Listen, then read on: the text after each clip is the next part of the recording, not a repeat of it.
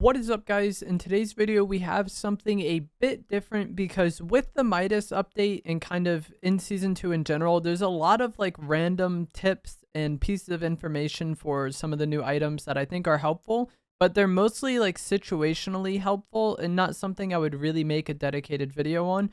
So this video is going to be just a collection of a bunch of quick tips that may or may not be helpful to you in the most current version of Fortnite. As always, if you enjoy this video, remember to give it a like, subscribe if you like to see more, comment down below if you learned something from this, because like I said, this is something a bit different, and let's get right into it. The first thing we're going to talk about is going to be these Midas service station machines. I'm sure a lot of you are aware of these existence, especially the one on the yacht, but there is actually basically one that can spawn in almost every POI. I'll have a picture of the map on screen now of where they can spawn. They're not guaranteed, though. They're kind of like how vending machines are in general this season, where sometimes they spawn, sometimes they don't. But these are very helpful because they allow you to turn any weapon into gold rarity for 500 gold. So you could have a common weapon, bring it to this machine, pay 500 gold, and it will become legendary, which is really helpful, especially off spawn if you're able to get a shotgun and just immediately make that gold, right? There is only one limit of that per game. So each service station can only make one weapon legendary per game, and the attachments do carry over. So if you have a weapon with a bunch of attachments on it, like let's say you find a blue weapon and the blue floor loot weapons will have 2 attachments on them, you could bring it to this, make it gold for 500, and then it will still have its 2 attachments. You can also use these to summon a rift, which can be pretty helpful if you're in a situation where, you know, you need to rotate to storm, to a radio tower, to one of the vault, like medallion locations to third party it. If you just want to, you know, you finish clearing your POI and you want to rotate out of there pretty quick, that's something you can do. And both of these things cost gold, and 500 gold might sound expensive, right? But you can actually EMP these Midas service stations just how you can vending machines as well. So if you happen to find EMPs, that's nice, and you can kind of offset some of the costs that you spent on that weapon. But I think gold has never been easier to get ever in like the history of Fortnite, because for the Midas event or for Easter, I'm not really sure, they added these golden chickens to the map, and these golden chickens periodically will lay eggs, and the egg will stay there until somebody opens it, and each egg has 350 gold.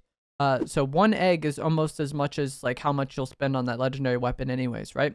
But recently, or like a few days after the update came out, Fortnite actually buffed the chickens and increased the likelihood of them laying eggs and decreased the time between them laying eggs. I guess there's like a countdown, and then when that countdown finishes, there's a chance the chicken will lay an egg. They made it to where that countdown is shorter and increased the chances of the chicken laying eggs. And these chickens will just kind of wander around in the same areas. So I've had like several times where I stumble upon like 5 or 6 eggs all at once. And this makes gold just irrelevant. Like you have that happen once in your play session, and you've probably gained more gold than you spend that session, even if you didn't care about gold at all. So that's kind of why I like lumped this in with the Midas service station. Because with this, you can get a legendary weapon, you get rifts. Both things are expensive, but gold just doesn't matter during this update because of how good the golden chickens are.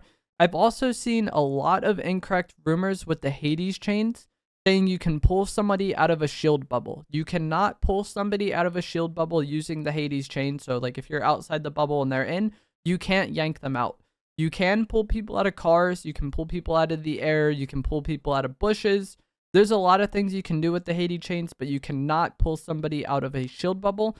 And then the same is true with shockwaves. You can't throw a shockwave at the shield bubble and have it get in. If you're inside the shield bubble, you can put a shockwave down and then y'all will get launched out. But if you're outside the bubble trying to throw it in, that's not something you can do. Clingers are the same way. You can throw a clinger grenade at the shield bubble.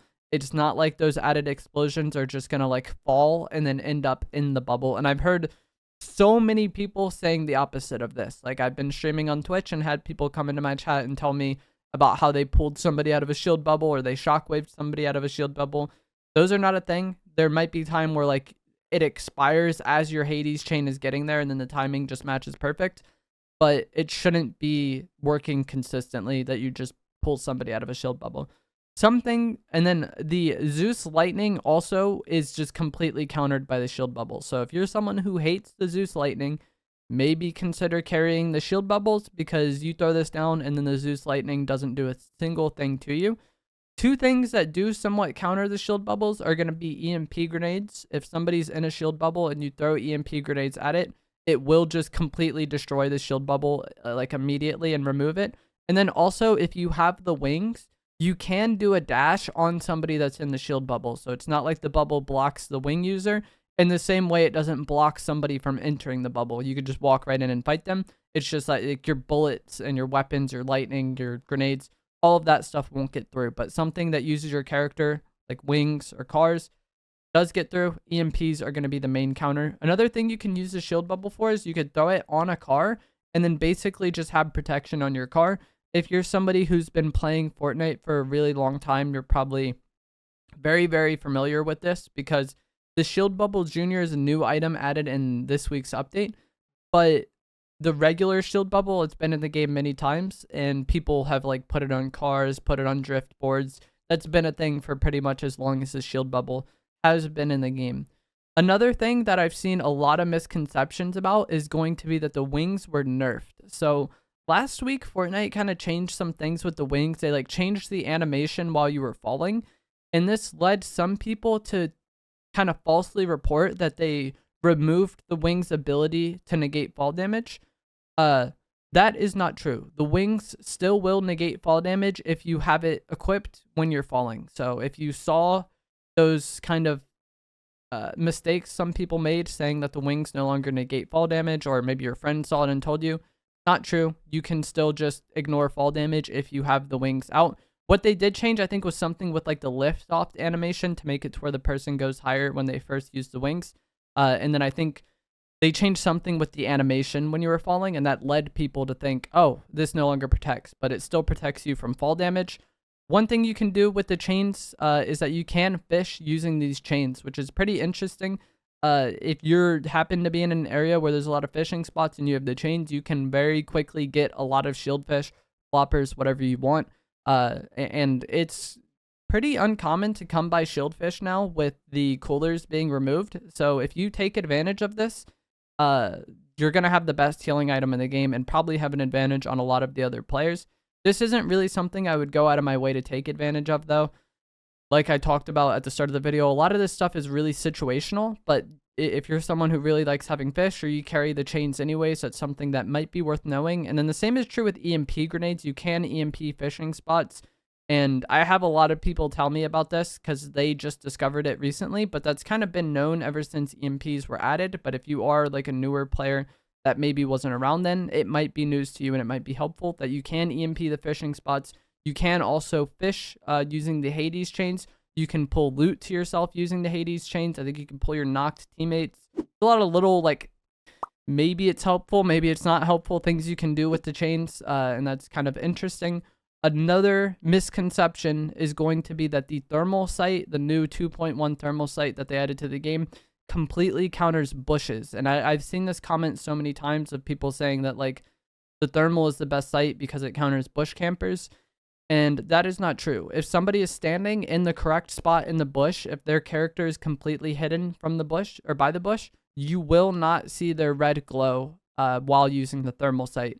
There is times where like a character will be showing in the bush. Like I'm sure you've had times where you see like a part of a character sticking out of the bush, and then you know where they are based on that. That will happen, and if that happens, you will see the red indicator on them using the thermal. But if the character is completely hidden, you're not going to see them because of the thermal. That's just the simplest way to put it. If you were going to see them anyways, that part of their body will glow red.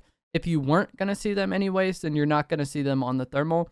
And that's just another misconception that I have seen a lot this season. And I think that it's important to correct that, so that people don't just like aim a bush with thermal, see nothing, and be like, oh, it must be clear, and then play accordingly. It's still kind of a question mark if you don't see anything in the bush using the thermal. The weapon bunkers are, super important this season if you're someone who likes customizing your weapons. And a lot of players have had difficulty dealing with enemies camping inside. So the grenades The EMP grenades and the Zeus lightning can all work pretty well to like flush people out of the bunkers, or kind of flush them into a part of the bunker that makes it easier for you to push them out, you know? But another thing you can do is just drive a car right into the bunker, and this will throw a lot of people off, but also kind of give you a piece of cover when you're fighting them. Because one of the harder parts about pushing down into someone camping the bunker is you got to come down that staircase with basically no cover and then fight them in an area where you have no cover. They potentially have right shoulder peek if they're playing the right side, right? Or the correct side, I should say. But if you drive the car in there, not only are you a bit protected when you're driving down, they can't hit you, but it's harder, you know? It's more of a weird situation for them. But also you can kind of block them in. If they're on that right side, you can like, kind of turn the car and block them in there. It makes it a much easier fight, I think, than just having that like straight up 50-50. And again, it kind of throws them off and creates a situation that a lot of people might not be ready for. If you're in the bunker and you want to get out, and there's like a team holding you, some things that you can potentially use to make your life easier are going to be the shield bubble juniors and the porta forts, or the porta bunkers, sorry. So there will often be extra loot kind of left down in the bottom of that bunker, right, when you open those legendary chests. And if you do get some like shield bubbles, or you do get some bunkers and there's a team at top holding you, you can throw the bubble or the bunker at them. If you throw the bunker, it'll place and then kind of just create a barrier. And then what I would want to do is walk up to that and then shockwave out. But also, if you throw the bubbles, they could still shoot at you, but it kind of creates a protected layer where you can get a bit closer without taking as much damage, and then maybe play off the bubble. So if you're in the bottom and getting held and you have those items with you down there, that's maybe something you would want to consider. One odd thing that this is another thing that I think is maybe helpful sometimes is that the dashes with the Cerberus medallion, you will regenerate one of them immediately if you drop it and pick it back up. So if you have 0 dashes, let's say you just used your last one and it's on cooldown, if you drop the medallion and pick it back up, you'll immediately have 1 dash, and you can dash again, drop it, pick it back up, you'll get 1 dash. You can't do this to stack additional dashes. It's not like every time you drop it and pick it back up, you get an additional one. It's just that if you don't have any, you will get 1 right away. So I don't know how helpful this might be, but if you're in a situation where you have no dashes and you need them and you're able to drop it and pick it back up for whatever reason, sure, go for it. It is something that can help you. In team game modes, you could quickly drop it to your teammate. They get 1 and then drop it back to you if you don't have time for them to like regen all the dashes, because that is something you can do with this medallion, is share it with your teammates, because the dashes stay even when you don't have the medallion. It just only regenerates if you have the medallion. So one player can hold it, get all 3, and then drop it to their teammate and have their teammate get all 3. A lot of times you won't have time to do all that, you know, but it's something that maybe could be helpful in certain situations, especially in game if things are playing a bit slower. And then one final thing I wanted to talk about is going to be shockwaves and the Cerberus dashes, because I really like the dashes. But I've had a lot of people tell me they don't like it because it messes up their shockwave, and that is true. If you try to shockwave and then double jump, you can kind of like dash out of range of your shockwave and like grief your shockwave. And then also, if you are in the shockwave animation and then you dash, you can ruin the momentum when you're shockwaving. So if I want to combine shockwaves and the Cerberus dash, I like to kind of wait until I'm like 80-75% of the way through my shockwave and then dash. If you shockwave at kind of like the height of your momentum, you kind of ruin it. And then if you shockwave too early, you kind of also ruin it. But using it to kind of reposition a bit at the end of your shockwave when you're about to land anyways, I think can be pretty helpful. It just comes down to like getting that timing correct, you know, and not double jumping when you shockwave, and then also not double jumping too early in your shockwave. And it's something that like you just might mess up sometimes. Like I'm well aware of how to use it, and I still like mess it up sometimes if I'm like paying more attention to like, you know, like my Twitch chat or something else like that, and not as much attention to the game, you know. But that is going to be it for this video. I hope you guys found something in it helpful. Like I said many times, a lot of this was situational, but also I think a lot of it was stuff that's like pretty helpful to know, and those situations can come up. It's just weird to kind of make a video on any of these tips specifically because they're not like the biggest deal. But I hope you guys did learn something. If you did, leave a comment down below letting me know what it is. And if you did, remember to give it a like and sub. And I will see you guys in the next one. Thanks for watching.